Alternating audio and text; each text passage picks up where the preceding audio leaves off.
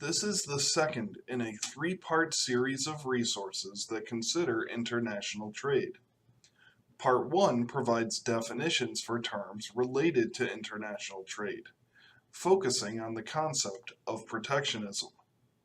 Part 2 answers the question of when trade makes sense through the lens of a simplified example. Part 3 considers the exchange rates for trading currencies from different nations and what effects changing those rates have on the balance of trade. In the previous resource, we looked at some vocabulary related to international trade and considered methods nations use to protect their interests by maximizing their exports. But why do nations trade in the first place? Recall that any entity only engages in economic activities when they can get something out of the transaction. To help understand why nations trade, let's look at a simplified example. Consider Rob and Friday, the character from Daniel Defoe's novel Robinson Crusoe. On the deserted island, each man can devote their entire day to either collecting coconuts or catching fish.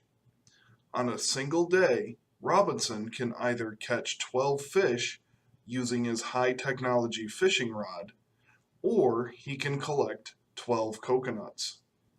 Lacking the fishing rod, Friday can either catch 6 fish by more traditional methods, or he could collect 12 coconuts.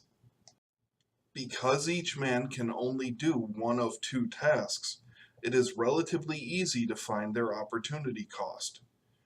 To find the opportunity cost for fish, we need to divide the total number of coconuts each man can collect by the total number of fish they can catch per day.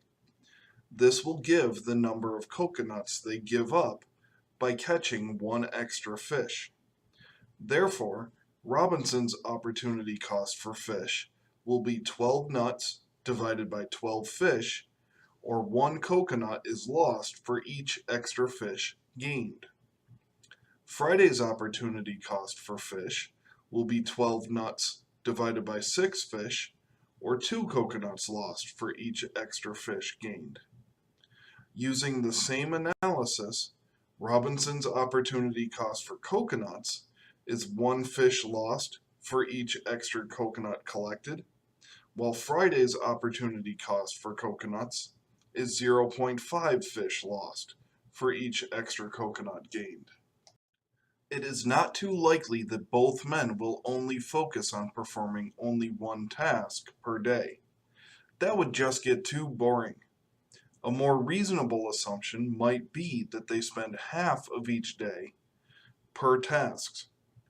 Doing so, Robinson would be able to catch 6 fish and collect 6 coconuts, while Friday could catch 3 fish and collect 6 coconuts. With international trade, or in this case, inter-island trade, it is important to also consider the total number of each good that comes to the market. If Robinson and Friday each devote half their day to each task, there will be 9 fish and 12 coconuts consumed. Instead of each man splitting their time each day, what if they focus on whatever task they are best at? How can we define what they are quote unquote best at? It is the task for which they have the lower opportunity cost. By that definition, Robinson is equally good at both tasks, but Friday is clearly better at collecting coconuts. Therefore, Robinson will focus on fishing, and Friday will gather the nuts. Now, Robinson can catch 12 fish, while Friday collects 12 nuts, so there will be 12 of each item. By focusing on their best task, the overall output of the island has improved. Trade only makes sense when you can get something for less than what it would cost you to produce it yourself. Based on the half-day split, Robinson and Friday should each finish the day with 6 coconuts. To get those 6 coconuts, Robinson, working by himself, would have to give up 6 fish.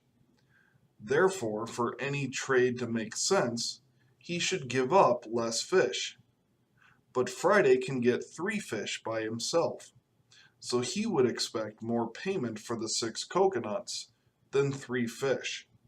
So a reasonable trade would be Robinson giving up 4 or 5 fish in order to receive 6 coconuts.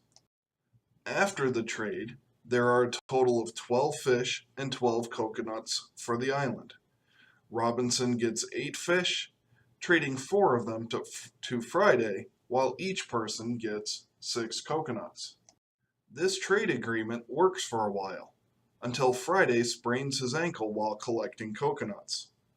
The injury changes the amount of coconuts he could collect.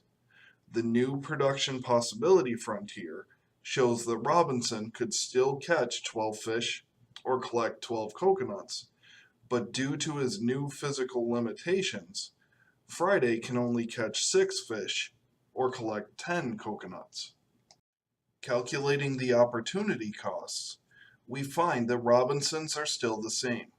1 coconut lost for each extra fish caught, or 1 fish lost for each coconut collected. Friday's new opportunity cost for fish will be the maximum 10 coconuts he could collect, divided by the 6 fish he can ultimately catch, or 1.7 coconuts lost for each extra fish caught. The new opportunity cost for Friday for coconuts would be 6 fish divided by 10 coconuts, or 0.6 fish per coconut. With these opportunity costs, we can determine what production each man would have if they spent half their day focused on each task. Robinson would have 6 fish and 6 coconuts, while Friday would have 3 fish and 5 coconuts. This gives a total of 9 fish caught for the island and 11 coconuts collected. If each man focuses on their best task, Robinson would catch 12 fish and Friday would collect 10 coconuts. This would be the total production for the island. For trade to make sense, we have to determine what excess goods each man has when they focus on their best task, compared to the 50-50 split day. Robinson has 6 extra fish. Friday has 5 extra coconuts. Based off the opportunity costs, a reasonable trade might be for Robinson to trade 2 fish in return for 4 coconuts.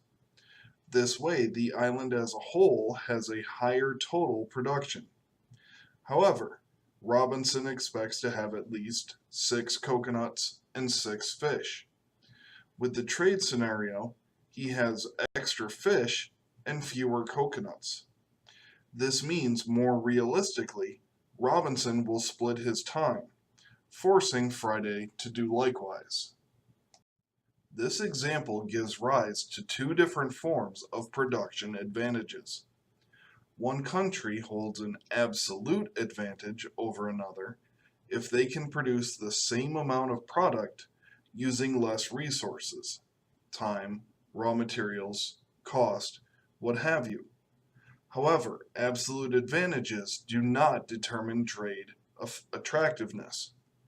What does is comparative advantage, which means one country has a lower opportunity cost in producing a product. This form of advantage is the basis of international trade.